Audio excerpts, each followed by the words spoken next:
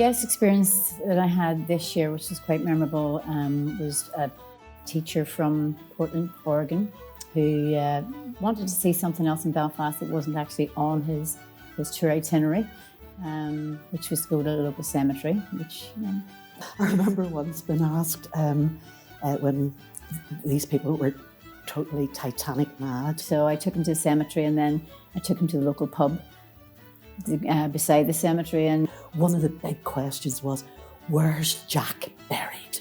He actually decided he was going to go again, back up to the cemetery. So yeah, and back to the pub again.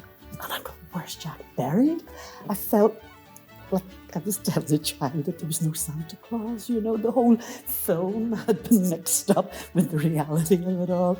I actually bumped into him then three days in a row while he was in Europa, and ended up giving him some CDs and stuff, so we're now good friends. In the city cemetery in Belfast, there is a grave of somebody who, a shipyard worker called Jack.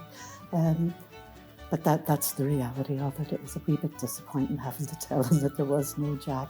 But I certainly think in terms of not just the Titanic Exhibition Centre, but the whole Titanic Quarter, the Maritime Mile, I think they got enough Titanic by the end of the day.